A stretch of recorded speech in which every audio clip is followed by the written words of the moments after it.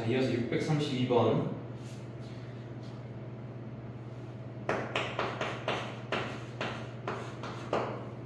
(632번은) 좀 특이한 유형인데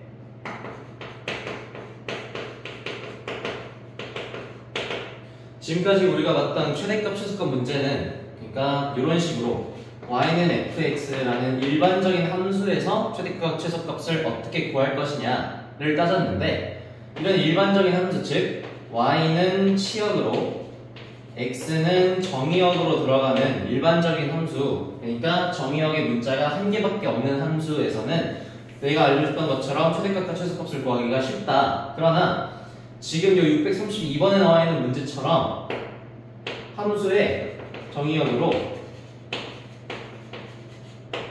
문자가 두 개인 함수, 그런 함수의 최대값과 최소값을 어떻게 구할 것이냐, 이게 이제 특이 유형이 된다는 것이야. 요 문자가 두 개인 함수가 따로 이름이 붙어져 있어. 나중에 너네가 수1인가 미적분 들어가면은 그때 다시 배울 거긴 하고, 지금은 그냥 이런 게 있구나 정도만 알아두면 되겠고, 어쨌든 간에 이걸 최소값과 최대값을 어떻게 구할 것이냐는 문제를 보면서 봅시다. 보면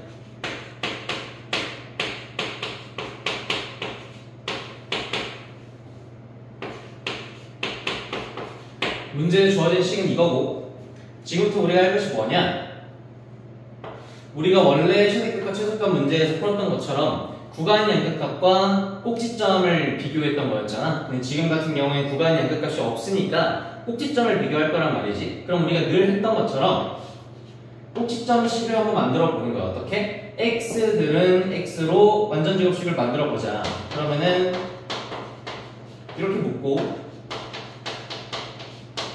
하고 이렇게 빼줘야겠지. 그리고 이쪽은 또 y로 만들어줘야 되니까 이렇게 만들어줘야 될 거야. 그리고 원래 있던 숫자인 이게 들어올 것이고, 그래서 식을 정리해보면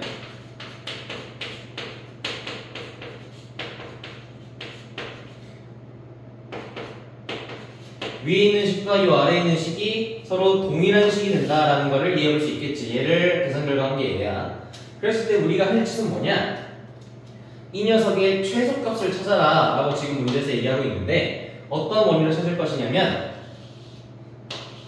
요 두 부분이 완전 제곱식 꼴이기 때문에 실수 범위 안에서는 어떤 실수를 완전 제곱했을 때 그 수가 음수가 될 수는 없잖아. 그러니까 얘네 둘은 전부 다 적어도 0 이상인 수들, 0 이상인 값 이라고 읽어볼 수 있겠지. 왜냐면 완전 제곱꼴이니까 어떤 실수를 제곱했을 때 그것은 0 이상이어야만 하니까, 실수에서는.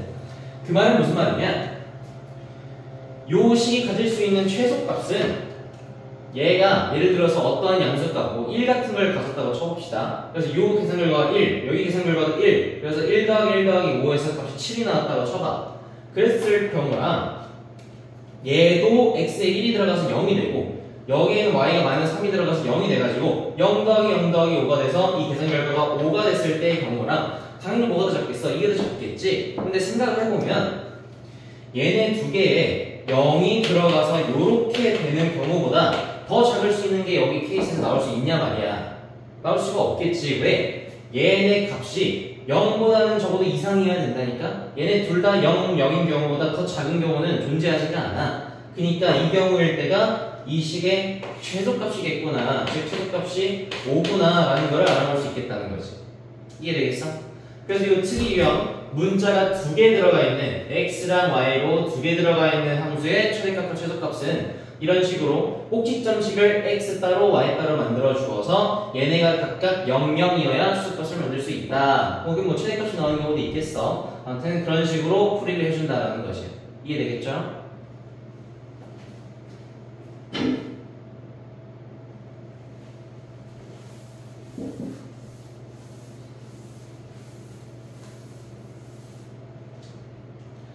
자, 그 다음은 634번인데 이 문제 역시 똑같은 문제라는 걸 읽혀줬으면 좋겠어. 지금 아까 632번에서는 문자가 두 개 들어오는 함수의 최대 최소 구해보아라 라고 했던 것이지만, 이번에는 x, y, z 문자가 3개짜리인 경우에 최대 최소 구해보아라 라고 얘기하고 있는 것이고, 당연히 풀이 방법은 똑같아. x 따로 꼭지점 만들어주고 y 따로 꼭지점씩 만들고 z 따로 꼭지점씩 만들어서 전부 다 0, 0, 0 막으면 최소값 만들 수 있겠다. 그러니까 이 풀이 방법 자체는 632번이랑 똑같기 때문에 그거를 참고해서 한번 풀어보시면 괜찮게 풀릴 수 있을 거예요. 넘어갈게요. 그 다음에 635번.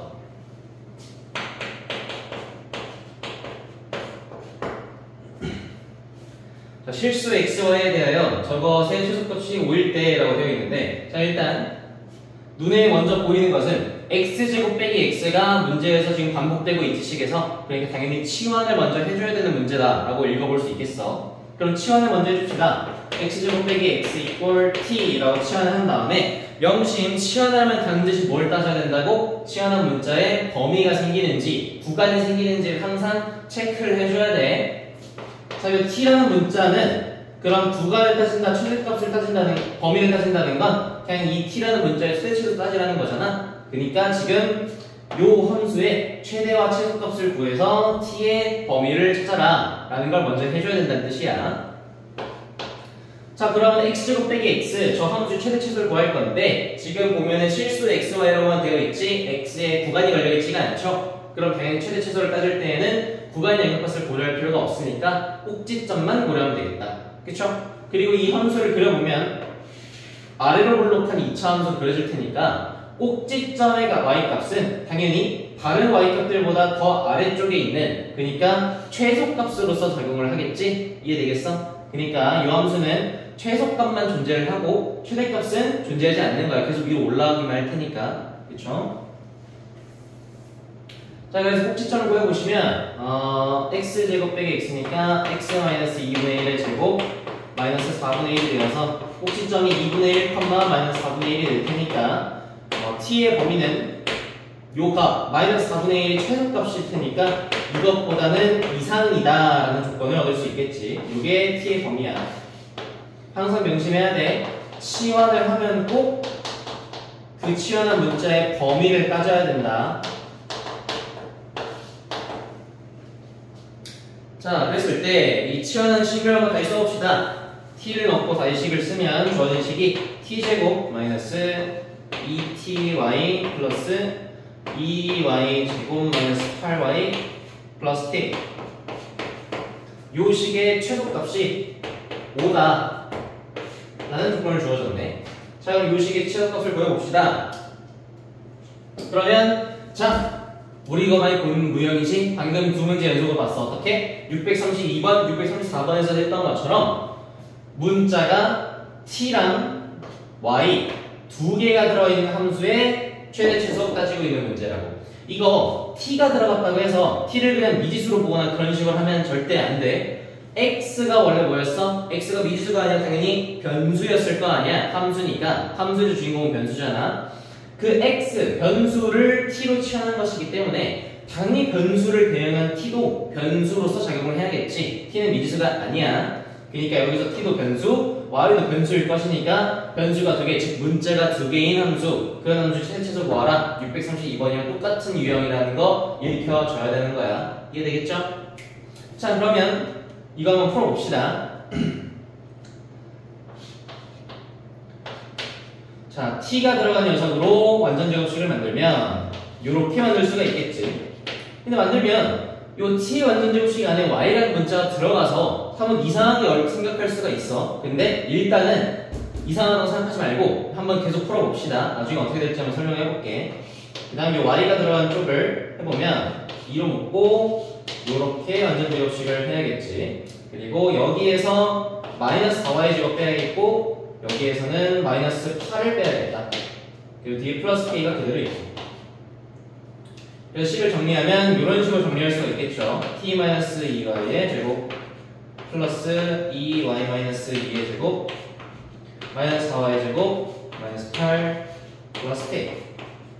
이런 식으로 식이 정리가 되겠다. 그럼 우리가 늘 했던 것처럼 여기가 0이고 여기가 0이어야 된다 라는 뜻은 t가 2y일 때 이 식이 0이 될 것이고 y는 2일 때 이 식이 0이 될 때니까 대입을 주면 그럼 t는 4구나 라는 사실을 얻을 수 있겠고, 그러면 여기 쪽에도 반영을 해줘서 y에 지금 2, t에는 4를 넣어서 이쪽 식을 계산해보면 마이너스 4y제곱 마이너스 4 곱하기 2의 제곱이니까 마이너스 16 마이너스 8 플러스 k 요 값이 0, 0 그리고 이걸 더한 거니까 이 값이 최소값이겠다 라는 거를 이해해 볼 수가 있겠다라는 거야. 근데 이 최소값이 지금 문제에서 얼마야 그랬어? 5라 그랬으니까 이 식을 계산해 보면 아 k는 얼마여야 되느냐? 마이너스 24에다 얼마를 더해 5가 돼? 29를 더해야겠지? 그래서 k는 29다라는 걸 알 수 있겠다는 거야. 이해 되겠어요?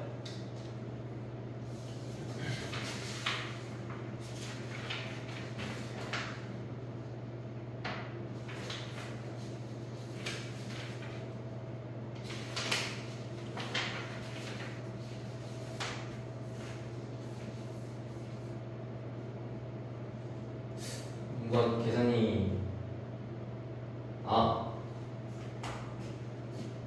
그 2y를 먼저 제곱시키니까 2y 제곱이면 t-y 제곱이겠지? 내가 계산이 틀렸네. 그래서 여기도 이렇게 해야겠고 이렇게 빼주고 이게 아니라 이거고 얘도 이거고 계산이 틀렸구나. 여기도 이거로 바꿔줘야겠다. 그럼 다시 계산하면 2를 넣어주니까 마이너스 4 마이너스 8 플러스 k 이 값이 5여야 된다 그랬으니까 k는 12에다 더한 거 17 이거다라고 계산해 볼 수가 있겠습니다. 그렇죠? 왜 안 틀렸지?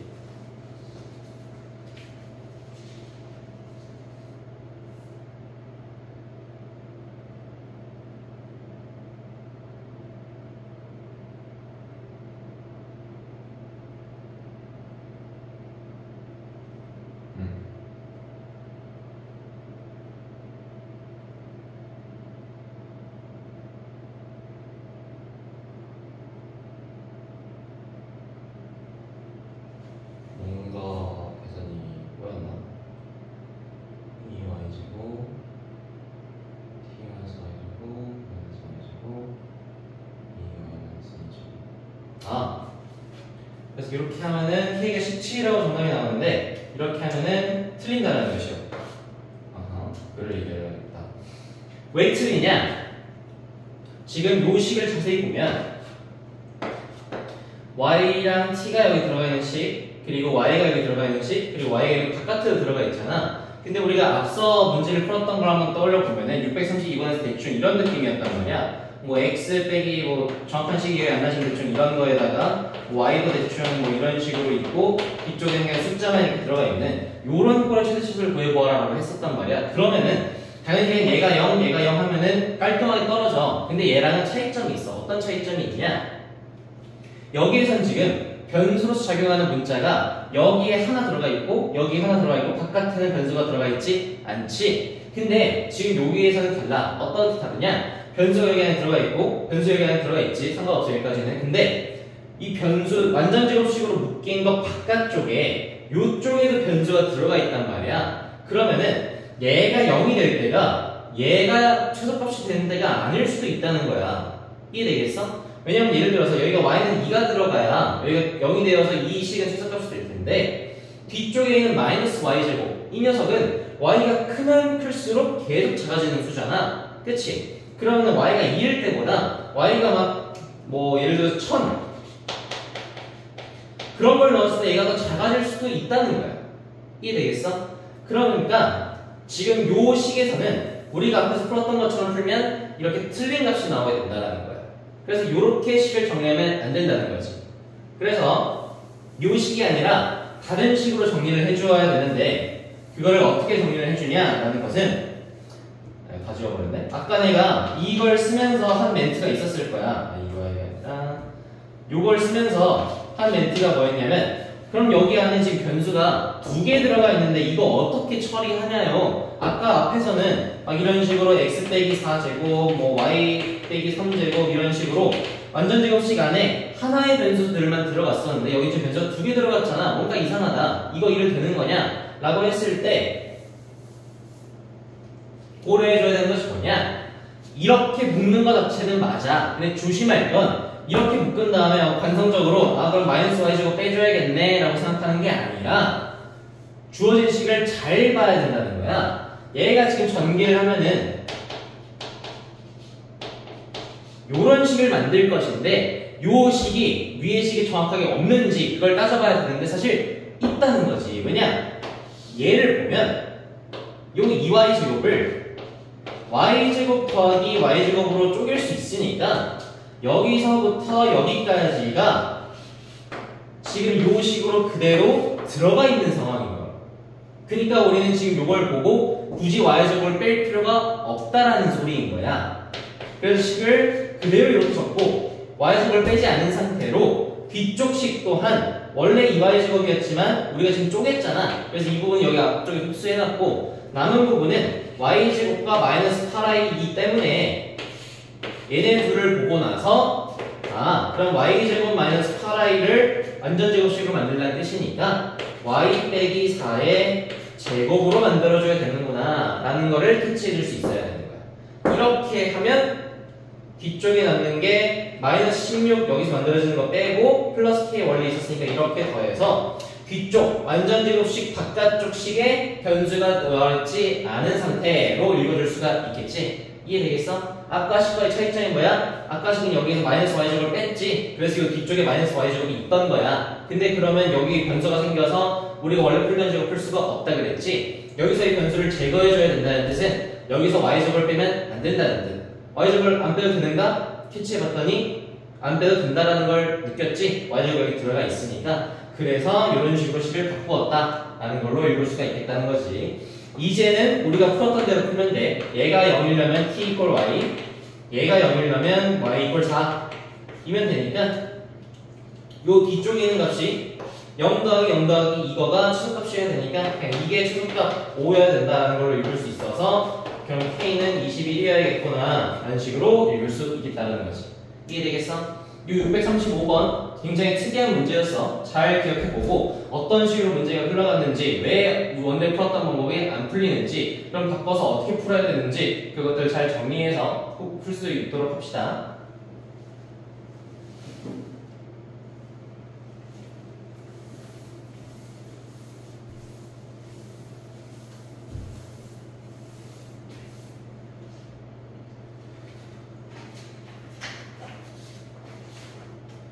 다음 636번.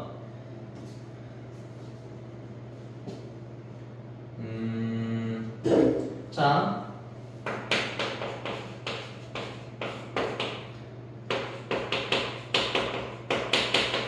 요거를 만족하는 x, y에 대해서 요 식의 최소값을 구하라 되어 있는데 보자마자 그냥 선생님 문자가 두 개의 함수의 최대수 구하라고 하네요. 그럼 완전제곱식이니까 x제곱 여기는 y 빼기 2의 제곱 이렇게 만들어서 구하면 되니까 얘가 0, 얘가 0이면 되니까 선생님 최소값이 0이네요 라고 푸는 것이 아니에요.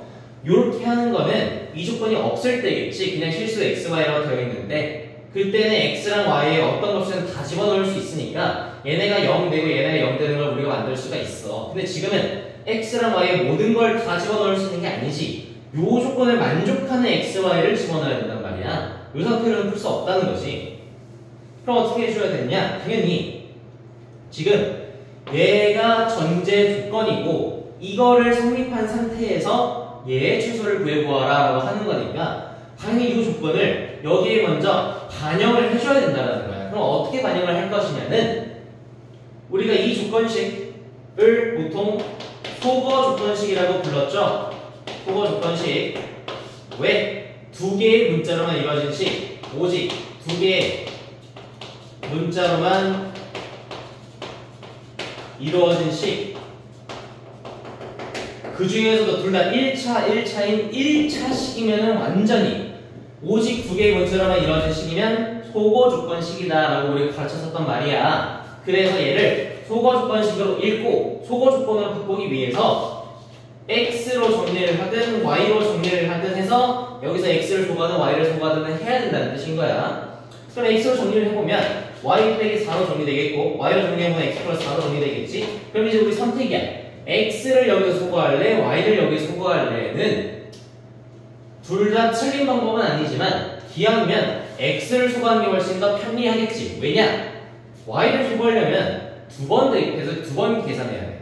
근데 x 소거하려면 여기 한 번만 넣으면 되잖아. 계산이 두 배로 줄죠. 그러니까 당연히 계산 적은 x를 소거하는 게 시간상 좋겠다라는 거 판단해 줄 수 있어야 됩니다. 소거해 보면 y 빼기 4를 x에 집어넣고 이런 식으로 놓을 테니까 식을 전개해 주시면 2y 제곱 마이너스 8y에다 마이너스면 이렇게 되겠고 그리고 16. 요 2차 함수 y에 대한 2차 함수의 최소값을 구해보아라 라는 얘기를 하고 있는데 그럼 지금 y에 따로 조건이 걸려있는가 해봤을 때 선생님 아까 y에 유조건 걸려있다면서요 했지만 지금 우리가 이 조건을 소거 조건을 써서 여기다 반영을 해놨지. 그럼 지금 요 식에서 요 식으로 바꾸는 과정에서 이 조건이 이미 사용한 거야. 이미 요 조건이 이미 여기 반영되어 있어. 그러니까 이제 우리가 추가적으로 물을 y의 조건식에 얘는 제외시켜도 괜찮은 거야. 이미 반영했잖아. y에 대한 추가 조건이 있냐를 묻고 있는 거야 지금. 그럼 얘를 제외하고는 y에 대해서 추가 조건이 걸려있는 게 문제 있어? 읽어봤더니 전혀 없지. 그냥 실수 xy라고만 되어 있잖아. 요 조건을 했으니까 y에 남은 조건은 없다. 그러니까 그냥 요 2차 함수의 최소값을 구하면 되겠고 그러면 y에 걸려있는 구간이 없다는 뜻인 상태에서 2차 함수의 최소값 구하라는 건 그냥 꼭지점 구하라는 느낌으로 읽어준다라고 우리 계속 얘기했었지. 그래서 꼭지점식을 바꿔봅시다. 2y제곱 마이너스 6y 플러스 16에다가 이쪽 바꿔보면은 2의 y 빼기 3제곱 마이너스 18 플러스 16이 테니까 꼭지점은 3, 마이너스 2 여기서 최소값은 마이너스 2겠다 라는 식으로 풀 수가 있겠죠. 이해되겠습니까? 오케이? 요 소거 조건식에 대한 개념, 요 멘트를 잘 기억합시다. 오직 두 개의 문자로만 이루어진 식은 소거 조건식으로 활용한다라는 것. 이해되겠죠?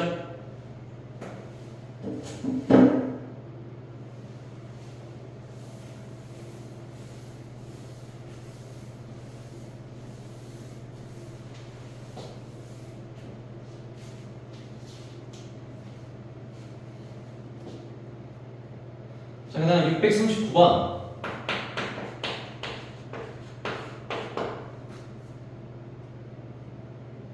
역시 639번의 첫 문장을 보면 이런 식이 나와 있는 게 보이지. 그래서 보자마자 오직 두 개의 문자로만 이루어진 식 소거 조건식이다 생각하고 바로 소거의 조건식으로 바꿔봅시다. x는으로 소거를 할 거냐 y는으로 소거를 할 거냐는 선택이겠지만 x로 정리해보면은 이렇게 정리가 되겠고 y로 정리를 하려면 이거를 넘겨서 이렇게 한 다음에 2로 나누고 그 다음에 y의 루트를 씌워서 요렇게 식을 써줘야 되는 거잖아. 그래서 원래라면은 요렇게 식을 써야 되겠어. 그래서 불편하겠다 라고 생각을 해볼 수가 있는데 지금 밑에 나와 있는 식을 보면 우리가 여기에 최소값을 구할 거란 말이야. 그러면 선생님 얘보다는 얘가 좀 더 간단해 보이잖아요. 루트가 있어서 귀찮잖아. 그러면 선생님 얘를 여기다가 적용해서 소거해야 될 것 같은데 즉 x를 소거해야 될 것 같은데 여기 지금 x가 두 개나 있고 y는 하나밖에 없으니까 계산상으로는 y를 소거하는 게 훨씬 더 이득이에요. 아까 우리 635번에서 했던 것처럼 636번에서 얘기했던 것처럼. 근데 지금 여기 y를 집어넣으면 계산이 너무 더러울 것 같은데요? 라고 하는 게 아니라 주어진 식 형태를 잘 봐야지. y가 그냥 y가 아니라 y 제곱이잖아. 그러면 루트를 대입해서 소거하는 게 문제가 있어 없어? 오히려 땡큐지. 왜? 제곱이니까 루트 번거로운 거를 없애줄 수 있는 거잖아. 그죠? 그니까 계산상으로도 y가 하나밖에 없으니까 이득이고 루트까지도 제거가 되니까 y를 소거해주는 게 훨씬 더 계산적으로 이득이겠다라는 생각 갖고 y를 소거해주셔야 되는 거야. 이해되겠죠? 제거해주시면 x제곱에다가 y제곱에 이걸 집어넣으니까 요렇게 적어두면 되겠고 전개해 보시면 x제곱 플러스 x 마이너스 1 마이너스 5x니까 x제곱 마이너스 4x 마이너스 1이 되겠다. 그래서 완전제곱꼴로 바꿔보면 왜? 지금도 최소값을 구하는 문제인데 x랑 y에 요 조건 말고 따로 걸려있는 조건이 있었어 없었어? 없죠? 구간 조건이 없다는 뜻이야. 그러니까 구간이 끝까지 없고 구간이 끝까지 없는 상태의 최소는 꼭지점이니까 꼭지점씩 바꿔주는 거야. 이렇게 하면 되니까 2, 마이너스 5가 꼭지점 요게 최소값 답은 마이너스 5다 이런 식으로 볼 수 있겠다는 거지. 이해되겠죠? 요 소거하는 거 계산을 줄일 수 있는 요 감각을 눈을 잘 뜨고 봅시다.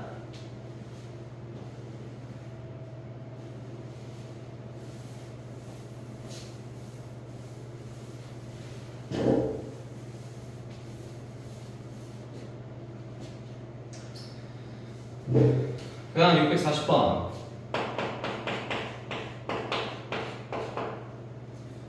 x에 대한 2차 방정식 어쩌고저쩌고 서로 다른 두 실근 알파벳을 가진다 라고 했지. 자, 그럼 우리가 해야 되는 것은 일단 무슨 방정식의 실근을 무엇이라 하자. 문자로 표현되어 있는 근이 무슨 문제야? 근과 계수와의 관계라고 바로 뒤집어 나와야 돼. 이거 헷갈리면 개념 강의 다시 봅시다. 오늘 문제풀이 행사를 다시 보거나. 자, 근과 계수의 관계 문제다라고 확인했으니까 알파 플러스 베타는 두근의 합 2a 플러스 3이다 랑 알파 베타는 a제곱 마이너스 a 플러스 2다 라는 것까지 써놔야 되고, 필요하다면은 얘네랑 얘네를 구할 생각까지도 하고 계셔야 돼. 뭐가 필요할지 모르겠지만 일단 적어놓기만 합시다. 근데 이것 말고 하나를 더 해야 되는 게 있는데 뭐냐면은 서로 다른 두 실근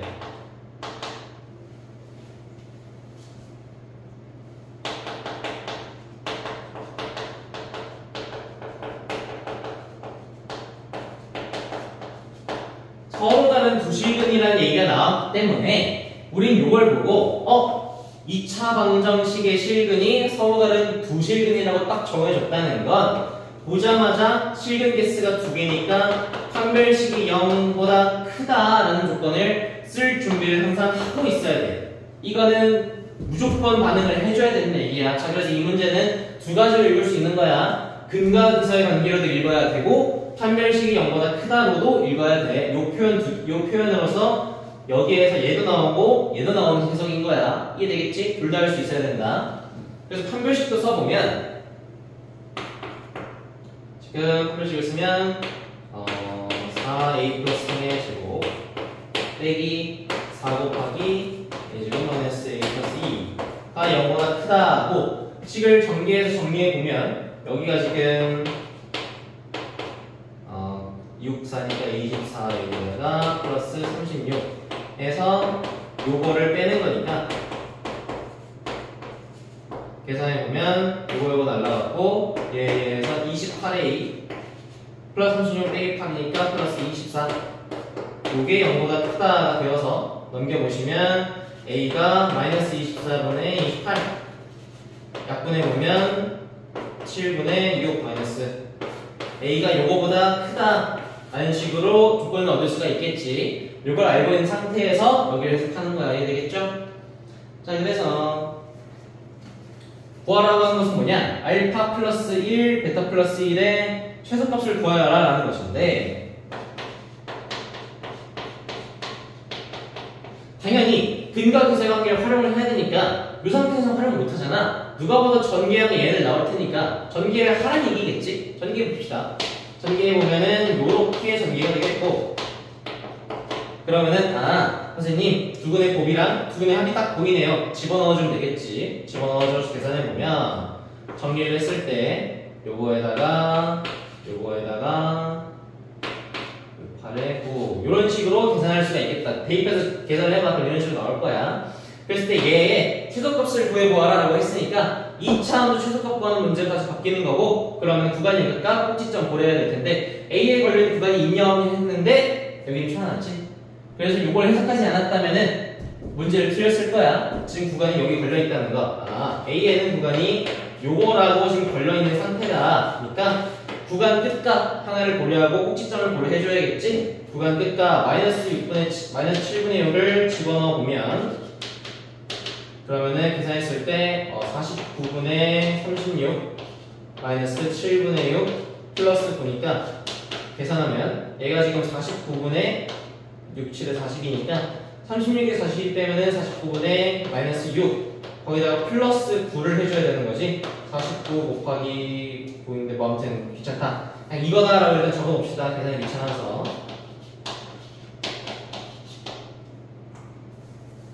그 다음 꼭지점부터 계산해봅시다. 꼭지점은 식을 바꿔보면 a 플러스 2분의 1의 제곱 마이너스 4분의 1의 플러스 9일 테니까 꼭지점이 마이너스 2분의 1, 마이너스 4분의 1 플러스 9 여서 요것이 꼭지점의 y값일 텐데, 그럼 얘랑 얘 중에서 당연히 뭐가 더 적겠어 해보시면 지금 마이너스 4분의 1은 대략 마이너스 0.255 마이너스 49분의 6은 대략적으로 마이너스 50분의 6이랑 비슷할 거잖아. 그치? 그리고 마이너스 50분의 6은 마이너스 100분의 10이랑 같은 값이니까 얘는 대략적으로 마이너스 0.12 정도 되겠다. 그치? 그러면 9에서 마이너스 0.11을 한 값이랑 9에서 마이너스 0.25를 한 값이랑 당연히 뭐가 더 적겠어? 이게 더 적겠지? 얘를 더 뺀 게 더 크니까. 그러니까 요게 최소값이 되겠다 라고 읽어줄 수가 있겠지. 이게 되겠어요? 그래서 정답은 요거 계산한 거 마이너스 4분의 1 플러스 9니까 4분의 35가 정답이 되겠다. 요게 최소값이라고 볼 수 있겠다는 거야. 이해되겠죠? 자, 그래서 요 표현에서 근거계수의 간격 판별식의 연관과 크다를 둘 다 이뤄낼 수 있느냐, 그거가 관건이 같은 문제니까 잘 기억해 줍시다.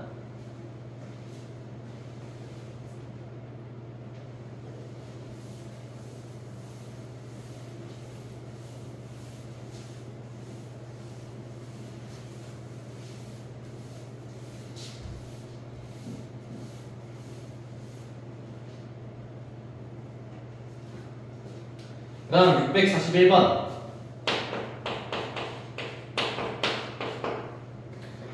점 Pxy가 두 점 A1, B4, -5를 이은 선분 AB를 움직일 때 EX제곱 빼기 Y제곱 최대값을 구하시고 있는데, 우리 뒤쪽에서 도형방정식에서 직선방정식을 할 때 조금 더 자세하게 언급을 할 거긴 하지만 A1, 1점과 B4, -5점을 이렇게 선분을 잇고 여기에서 점이 움직인다는 뜻은 그 점이 이 직선 위에 있다는 얘기를 돌려 말하고 싶은 거야. 그러나 요 선분 위에 있어야 된다고 했으니까 요 직선은 어디냐? 그러니까 뭐 점이 여기에 있으면 안 된다는 뜻인 거지. 여기에 있거나 어디에 있어야 돼? 요 안쪽에서만 위치에 있어야 된다는 거니까 뭔 얘기를 하고 싶은 거냐? 이 점은 요 직선 위에 있고 범위가 걸려져 있다. 구간이 걸려져 있다는 거야. 어떤 구간? 여기서부터 여기까지만 가능하다는 구간이 걸려져 있다. 요 두 가지 말을 선분 위에 있다라는 얘기로 돌려 말하고 있는 거야. 이해되겠죠? 자, 그래서 우리가 할 짓은 우선 요 직선을 구하고 요 범위를 구하는 게 우리의 먼저 목표라는 거야. 자, 그러면 두 점 A1,1과 B4,-5를 지나는 직선식을 먼저 구성을 해봅시다. 자, 직선은 기울기랑 상수항을 찾으면 되는 거지. 우선 기울기부터 찾자. 기울기는 뭐라고?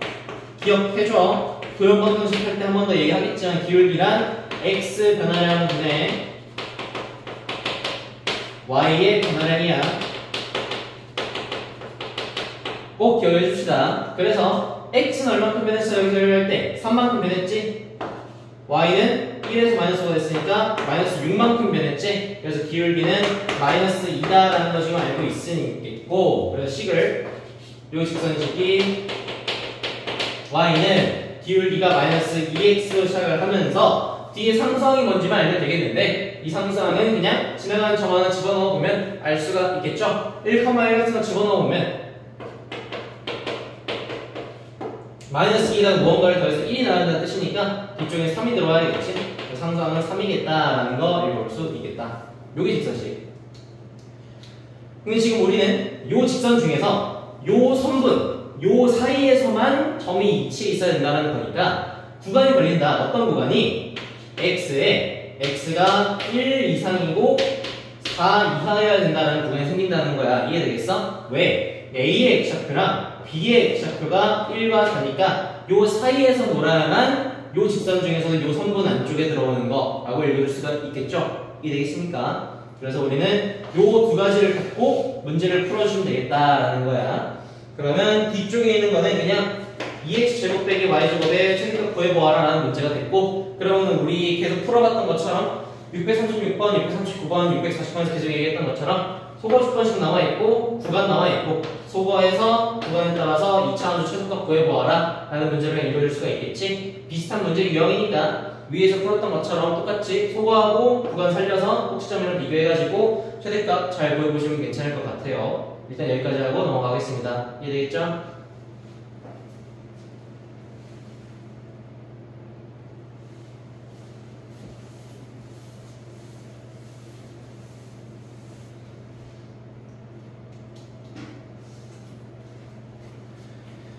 내가 예를 들어 넘어간다고 해서 못 풀면 안 돼. 우리 636번, 639번, 640번에서 내가 계속 일관된 방법으로 똑같이 풀어왔잖아. 소거하고 구간 있는지 체크하고 구간 양극값이랑 꼭지점값 비교해서 최대치로 찾기. 계속 이런 식으로 가고 있잖아. 그 문제마다 이 문제는 이렇게 푼다, 이 문제는 이렇게 푼다 그냥 듣고 생각하고 외워서 푼으로 그대로 쓰고 따라하고 그런 식으로 문제를 풀면 실력이 늘지 않아.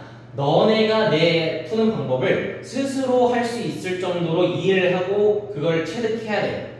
그러려면은 내가 어떤 식으로 얘기를 할지를 너네가 예상해보는 훈련도 도움이 될 수 있어.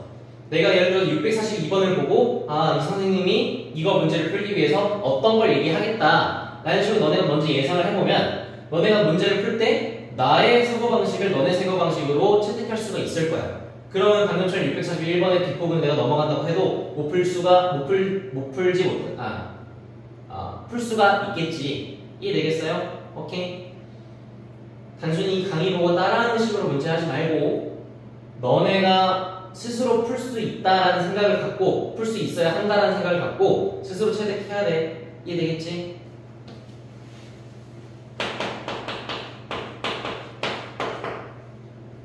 그래서 나 같은 경우에는 나도 옛날에 인강을 들었었잖아. 나도 인강 선생님 강의를 들으면서 인강 선생님은 훨씬 문제를 잘 풀거든. 완전 대치동 1타 선생님들이니까 그 선생님들의 풀이를 보고 그냥 일단 노트에 한번 따라 적은 다음에 나중에 그 노트를 보고 내가 이 노트를 안 보고 스스로 푸는 훈련을 했어. 같은 문제를 막 20번씩 풀었어. 20번씩 풀어서 나중에 20번째 풀 때는 노트에 있는 풀이랑 토시 하나 틀리지 않을 정도로 풀 수 있도록 그렇게 풀었어. 이걸 하는 과정에서 내가 한 짓이 내가 노트에 적었던 선생님의 풀이를 암기하려고 노력한 게 아니야. 왜 이렇게 푸는가 혹은 이런 표현이 나왔을 때 이렇게 가야 된다라는 그 유형별 풀이법 이런 것들을 기억하려고 노력한 거야. 그냥 내가 636번 같은 문제를 보고 얘는 이제 뭐 x 빼기 y 플러스 4가 0이어서 이게 뭐 소거 조건식이어야만 하고 그래서 소거를 하고 어쩌고저쩌고 해가지고 이런 식으로 해서 계산하면 이렇게 정답이 나와야 돼 라고 토시 하나 틀리지 않고 외운다는 뜻이 아니라 이걸 보면은 인간 속에서 선생님이 얘기하셨듯 얘는 소거 조건식이라고 내가 스스로 생각할 수 있게 이 과정을 연습하는 거야. 이 과정을 문제를 20번씩 풀면서 얘를 보고 얘가 왜 소거 조건식인지 그 기준이 무엇인지를 내가 스스로 알 수 있게 스스로 항상 생각하면서 푼다는 거야. 이해되겠어요? 수학 잘하려면 이 과정이 꼭 필요하다. 단순히 내 풀이, 내 영상을 보고 그냥 문제를 쓱쓱 풀어내면은 그거는 그냥 문제 따라 푼 거야. 너네가 스스로 풀 수 있도록 훈련하는 게 수학에서는 가장 중요해. 근데 그 훈련의 답안지를 내가 지금 풀이 영상에서 써주고 있을 뿐인 거야. 지금 풀이를 해주면서. 너네가 해야 될 것은 이 풀이 받아 적고 풀이 그대로 외우는 게 아니라 풀이 사이사이에 내가 하는 멘트들을 잘 기억해줘야 돼. 내가 이런 걸 쓰고 이런 얘기를 할 거잖아. 요 문제 요 표현이 있지? 그러면 이런 식으로 풀어야겠다. 당연하겠지? 이런 멘트를 할 거란 말이야. 요 멘트를 이해하고 기억하는 게 중요하다 이거야. 이해되겠지? 그래야 이런 기본적인 풀이법들 요소 하나를 유형 하나하나를 기억하고 있어야 어려운 문제에서 우리가 배웠던 유형 한 3개 정도가 합쳐져서 나온 어려운 문제에서 당황하지 않고 척척척 풀어낼 수 있게 되는 거야. 그게 수학을 잘하는 지름길인 것이고. 이해되겠지? 자, 642번 계속 풀어가 봅시다.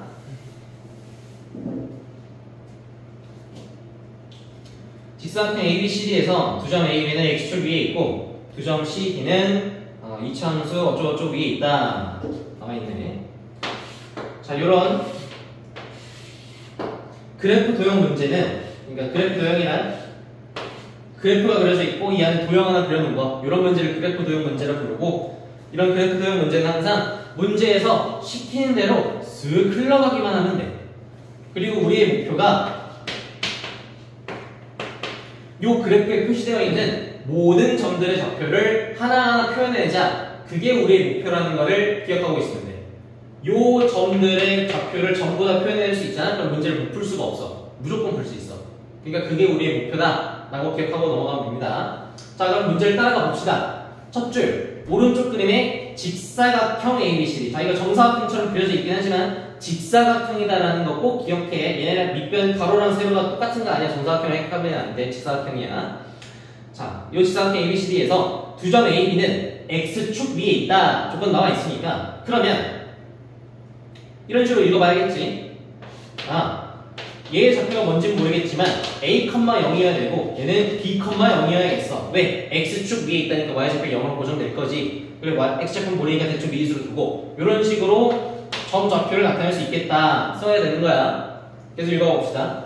두 점 CD는 2차 함수 Y는 마이너스 X 플러스 3 위에 그래프에 있다 라고 되어 있는데, 자, 이 2차 함수의 그래프가 요런 그래프에 라고 되어 있을 때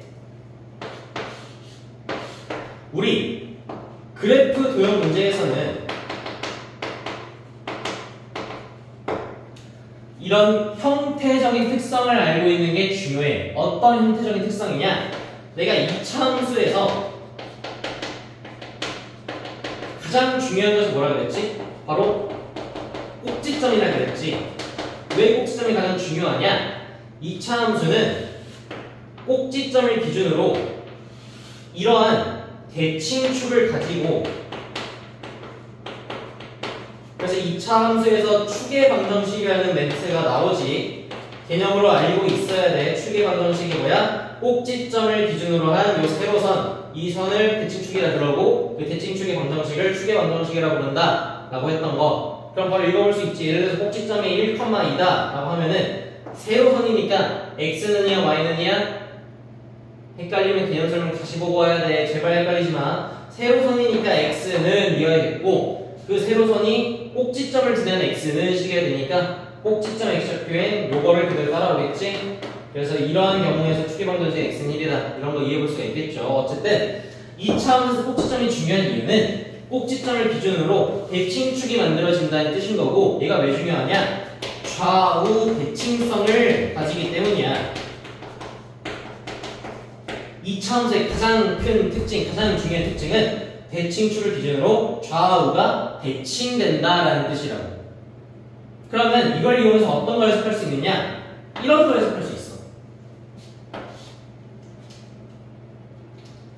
이렇게 가로선을 긋고 교점 두 개를 만들어 본다고 하면 이 교점 두 개가 가로선에 만드는 교점 두 개가 이 대칭축을 기준으로 좌우 대칭이기 때문에 여기까지 길이랑 여기까지 길이가 같다라는 성질이 생겨. 좌우가 대칭되니까, 같으니까. 그러면 무슨 말이냐? 예를 들어서 꼭점이 1,2야. 꼭지점 x는 1이 축의 방정식이라는 뜻이지. 그리고 여기 교점이 아니지. 예를 들어서 여기를 A점, 여기를 B점이라고 했을 때 선분 AB의 길이가 4다라는 식을 줬다고 쳐봐. 그러면 우리가 할 수 있는 게 이런 얘기를 하는 거야. 이 길이가 4라는 건 요 가운데 대칭축을 기준으로 좌우 길이가 똑같아야 되잖아. 근데 전체 길이가 4야? 그럼 각 길이가 얼마나 뜻이야? 2란 뜻이겠지. 좌우 대칭되니까. 이해되겠어?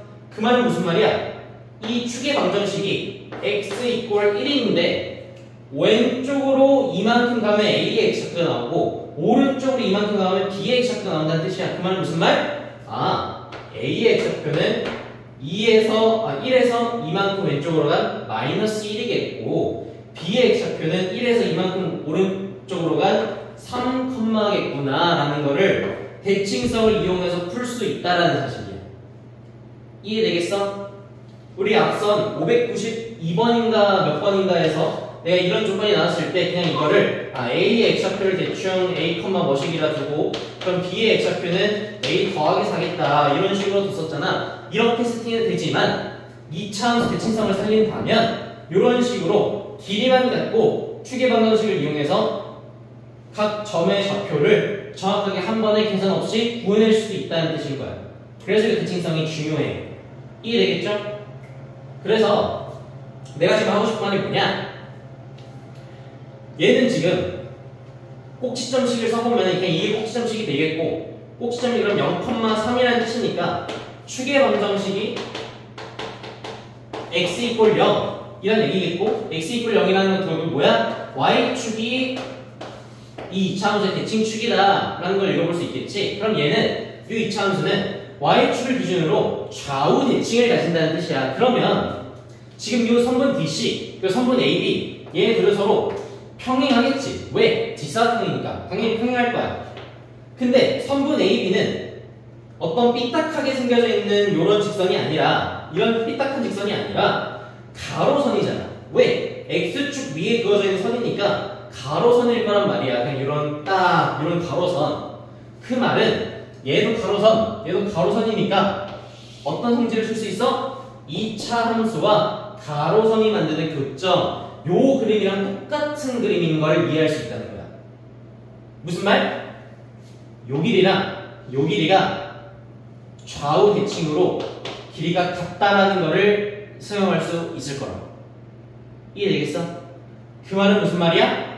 C의 X좌표를 예를 들어서 우리가 C, 무엇이라고 얘기를 했다면 D의 X좌표는 요 길이가 C라는 소리니까 이 길이도 C여야 되잖아? 0에서 C만큼 왼쪽으로 간 마이너스 C, 무엇이겠다라는 거를 대칭성으로 확인해 볼 수 있겠다라는 거지.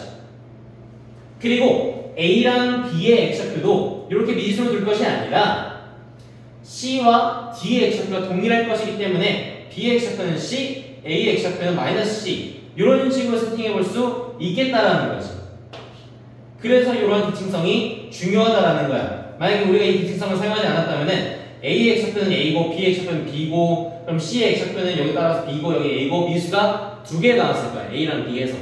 근데 이 대칭성을 사용했더니 미수가 지금 하나로 줄어버렸지. 미수가 두 개일 때, 미수가 한 개일 때의 차이점 어마무시하잖아. 미수가 두 개면 조건식도 두 개 구해야 되고 연립도 심지어 해야 돼. 근데 미수가 한 개면 조건식 하나만 구해서 바로 띡 계산하면 바로 다 튀어나오잖아. 훨씬 간단한 상태가 된 거야. 이해되겠어? 자, 이 2차 함수의 대칭성, 요거는 매우 중요한 성질이야. 앞으로 지금 고등학교 2학년 올라가서는 훨씬 더 많이 나올 성질이 대칭성 문제야. 그러니까 지금 꼭 잘 기억해 두고 이 문제 정확하게 이해할 수 있도록 해봅시다. 이해되겠죠? 자, 그러면 지금 요 우리가 읽고 있던 게 점 CD가 2차 함수 그래프 위에 있다. 점이 그래프 위에 있다. 점이 그래프를 지난다 조건 나온 거니까 당연히 C에다가 대입을 해서 Y좌표도 세팅을 해놔야 될 것 같아. C이 지금 요걸 했으니까 C를 대입해 보면은 Y좌표는 마이너스 C 제곱 플러스 3이다 라는 거 알 수 있겠지? 여기다도 마찬가지로 대입을 보면 마이너스 C 제곱 플러스 3이다가 Y좌표라는 거 이해해 볼 수 있겠다고. 이해되겠죠? 그럼 지금 어떻게 된 거야? 점 A, B, C, D 그래프 도형에 그려져 있는 모든 점의 좌표를 싹 다 나타내는데 성공했네. 이제 문제를 못 풀 수가 없다고. 오케이? 읽어봅시다. 뒤에 뭐 하라는지. 둘레 길이의 실수값을 구하래. 직사각형에. 그럼 둘레 길이 재보자. 자, 요 길이 얼마야? 3분의 1이 여기에서 여기니까 2C겠지 길이가. 그 다음 요 길이는 요 높이니까 마이너스 제곱 플러스 3이겠지? 그럼 직사각형의 둘레 길이니까 가로 2배, 세로 2배에서 더하면은 직사각형 둘레 나올 거잖아? 즉 둘레는 2C를 2배한 4C 그리고 마이너스 제곱 플러스 3을 2배한 마이너스 2C 제곱 플러스 6 요걸 더한 게 둘레의 길이식이 되겠고, 그럼 요 2차 함수의 지금 최대값을 구하여라 라고 얘기하는 건데, 그러면 우리가 항상 따져야 되는 게 요 문자 C에 조건이 걸려있는가 구간이 걸려있는가 그걸 따져야겠지. 근데 지금 C라는 값은 우리가 이미 세팅한 미수잖아. 요 미수에 조건이 걸려있는가 따져봐야 되는데 어떤 조건이 걸려있겠어? 바로 거기 뒤에 보면은 단 조건으로 문제 적혀있는 게 있지. 단 점 C는 제1사분면 위에 있다라는 조건으로 나와 있으니까 어떤 얘기냐? 점 C가 여기에 있어야 된다는 거야. 요 사이에. 그러려면 C가 여기 있으면 돼? 안 돼? 안 되겠지. 그 말은 무슨 말이야? C의 X좌표가 Y축보다는 오른쪽에 있어야 된다. C의 X좌표가. 그 말은 무슨 말? C의 X좌표가 양수여야 된다라는 얘기로 읽어볼 수가 있겠지. C의 X좌표가 뭔데? 소문자 C잖아. 그러니까 요런 조건이 하나 생긴다라는 거지. 1사분면이 있어야 된다는 거는 Y축보다 오른쪽에 있어야 된다. 즉 X좌표가 양수여야 된다는 조건. 근데 양수긴 양수인데 너무 많이 가서 이렇게 찍히면 안 된다는 거야. 지금 1사분면 위에 있어야 된다는 거니까 여기보다는 왼쪽에 있어야 된다는 거겠지. 그럼 요 점좌표 어떤 거야? 요 2차 함수랑 X축이랑 만나서 생긴 교점이잖아. 그러니까 우리가 해줘야 되는 게 요거지. 2차 함수와 x축이 만나서 생긴 교점에 관한 얘기니까 교점 방정식 만들어주고 요 교점 방정식의 근을 구하면 그 근이 교점의 x좌표일 것이니까 x축과의 교점 x좌표를 나타낼 수 있겠지. 근을 구해보면 근이 x는 뿔마 루트 3이다 라는 걸 알 수 있으니까 그럼 교점이 두 개 있다는 거겠지. 루트 3,0이랑 마이너스 루트 3,0 이렇게 두 개 있다는 거고 실제로 그림에서 두 개를 확인해 볼 수가 있지. 여기 하나 여기 하나 있을 테니까. 근데 지금 우리가 구하는 건 여기의 교점을 구하는 거니까 x좌표가 양수인 교점 얘를 얘기하는 거겠지. 즉 C의 x좌표는 얘보다 왼쪽에 있어야 된다. 즉 루트 3보다는 값이 작아야 된다라는 조건을 읽을 수 있으니까 요런 조건이 하나 더 생기겠네. 루트 3보다는 작아야 된다. 그래서 최종 조건은 C는 요러한 구간을 갖고 있는 상태로 여기서 최소값을 구해보아라, 최소값 구해보아라 라는 얘기를 읽을 수 있겠다는 거지. 그럼 그 후에는 사실은 명확하죠? 우리가 늘 하던 거 2차원적 최대최소 구하려면은 구간의 약값 꼭지점 비교해서 가장 큰 놈은 최대, 가장 작은 놈은 최소 구하면은 끝날 것이다 라는 거야. 그 뒷부분 할 수가 있겠죠? 이해되겠습니까? 자, 이 642번 해설하면서 굉장히 많은 내용을 얘기했어. 2차원적 대칭성부터 그래프 도형을 어떻게 다룰 것이냐에 관한 얘기, 그리고 하나하나 해석이 좀 힘들 수도 있으니까 이 문제는 두 번 풀지 말고 여러 번 풀어봅시다. 너네 그래프 도형 잘 못 풀잖아. 항상 어려워하고. 이런 거를 잘 풀 줄 알아야 앞으로 수학 문제 그래프가 계속 나올 건데 그런 문제에서 헷갈리지 않을 수 있어. 덤벙되지 않을 수 있고. 이해되겠지? 잘 연습해서 잘 풀 수 있도록 연습을 꼭 해봅시다.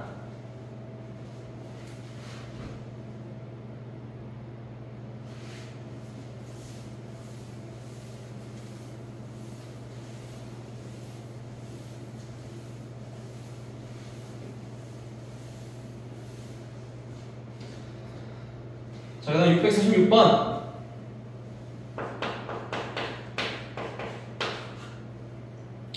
AB는 12, BC는 16인 직사각형 ABCD의 내변 위에 AP는 BQ는 CR은 DS가 되도록 내점 PQRS를 잡았다 라고 되어 있지. 16, 12인 직사각형에 요 길이, 요 길이, 요 길이, 요 길이가 같도록, 그러니까 뭐 같은 길이니까 대충 X라고 봅시다. 이 길이를 이렇게 네 점을 잡았대. 그랬을 때 생기는 사각형 PQRS의 넓이를 최소값을 구하라 라고 되어 있으니까 일단 우리 여기 길이, 이원 길이 같은 걸 잘 나타내 줘야 돼. 긴 길이 12에서 짧은 길이 X를 뺀 거 12 빼기 X, 긴 길이 16에서 짧은 길이 X를 뺀 거 16 빼기 X다 라는 거 읽어볼 수가 있겠죠? 그치? 마찬가지로 여기도 16 빼기 X, 여기도 12 빼기 X일 테니까 요 안쪽 사각형의 넓이는 어떻게 구하겠어? 당연히 얘가 뭐 생긴 거는 지금 직사각형처럼 생겼거나 평행사변형처럼 생겼거나 해서 그냥 대충 때려 맞춰서 구하면 되지 않을까 생각할 수도 있겠지만 엄밀하지 않다고. 얘가 직사각형인지 평행사변형인지 너네가 어떻게 알아? 증명할 수 있어? 물론 증명할 수 있으면 해도 돼. 오케이? 증명할 수 없으면은 대충 감각으로 찍지 말고 쉬운 방법을 찾아. 어떻게? 큰 사각형 12, 16 요 사각형에서 요 사각형 4개 빼면 될 거 아니야. 그치? 요 사각형 4개를 빼. 그러면은 어떤 사각형은 x12 밑변 x의 높이가 10인 삼각형이 하나가 있고 그 다음에 밑변이 x고 높이는 12 빼기 x구나. 미안해. 이거 12 빼기 x. 그리고 어떤 사각형은 높이가 16 빼기 x인 삼각형도 있지. 근데 그런 게 몇 개씩 있어? 하나, 둘, 하나, 둘, 두 개씩 있잖아. 여기다가 곱하기 2에서 두 개씩 있다라고 해서 빼주면 가운데 사각형의 넓이 나오겠지? 이해되겠어? 계산해봅시다. 12, 16 곱하면 얼마야? 192. 그 다음에 요거 두 개 있으니까 원래는 10 빼기 x에다가 x 곱하고 2로 나눈 다음에 해야겠지만 두 개가 있으니까 뒤에 2를 한 번 더 곱해줘야겠지? 이런 식으로 쓸 수 있겠어. 뒤에 삼각형도 높이랑 밑변 곱하고 2를 나누는데 두 개 있으니까 이런 식으로 쓸 수 있겠고 이게 넓이식이겠다. 정리해봅시다.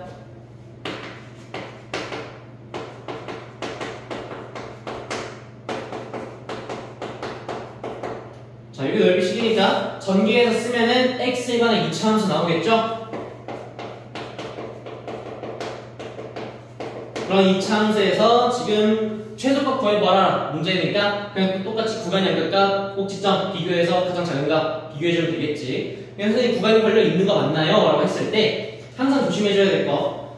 길이를 x라는 미지수로 세팅하면은 당연히 범위가 생겨. 왜? 길이는 양수여야 되니까. 길이가 음수가 될 수는 없잖아. 길이가 0이 될 수도 없고. 그래서 이런 조건이 항상 있다는 거 무조건 있어. 항상 기억해 주시고, 또한 이 x 길이가 12보다 클 수 있어? 안 되지. 왜? 이게 세로가 10인데 x가 13이면은 막 이렇게 길이가 있다는 거야. 그럼 이게 말이 돼? 직사각형 안쪽에서 점을 찍어야 되는데 점이 여기 있으면 안 될 거 아니야? 여기서 x는 12보다 작아야겠다는 범위도 생기겠지? 즉 우리는 구간이 이렇게 세팅되어 있는 상태에서 요 2차원수 전개한 거에 꼭지점과 구간을 각각 구해보아라 라는 것이니까 이걸 잘 비교해서 문제를 풀어줘야 될 것이에요. 이게 되겠죠? 요 뒷부분 계산하는 거는 너네한테 맡길게.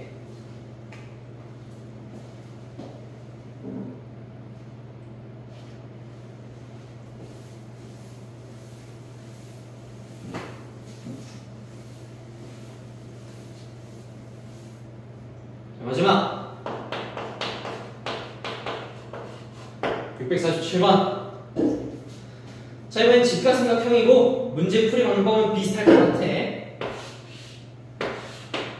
20에 10이고 직사각형이 이렇게 있고 넓이가 최대래. 그렇대. 그러면 뭐 일단 직사각형의 가로세로를 모르니까 여기를 x, 여기를 y라고 합시다. 오케이? 그랬을 때 DEDF의 둘레길이를 구하시오 라고 되어 있는데 사실은 엄밀하게 말하면 여기가 y가 아니라 x에 관한 식으로 나타낼 수 있기는 해. 근데 일단은 그걸 너네가 헷갈려 할 수 있으니까 문자 두 개를 해서 푸는 방법도 한번 보여줄게요. 어떻게 푸냐? 자, 넓이가 최대라는 뜻은 이 넓이가 뭔데? x, y잖아 지금은. 요게 최대값일 때다 라는 것인데 이 상태로 우리가 최대값을 구할 수 있어 없어? 2차원수 하는 게 뭐 이상하잖아 식이. 이런 걸 최대값을 구하는 방법 우리 배운 적이 없단 말이야. 당연히 x나 y나 둘 문자 중에 하나는 소거를 해줘야겠지. 그럼 어떤 식으로 소거할 것이냐? 이런 느낌으로 보면 될 것 같아. 이 길이는 20 빼기 y겠지. 이 길이는 x랑 똑같을 거고 이 길이는 10 빼기 x일 거고 이 길이는 y겠지. 그랬을 때 우리가 쓸 수 있는 건 어떤 성질이 있느냐 라는 것은 자, 두 가지 방법이 있어.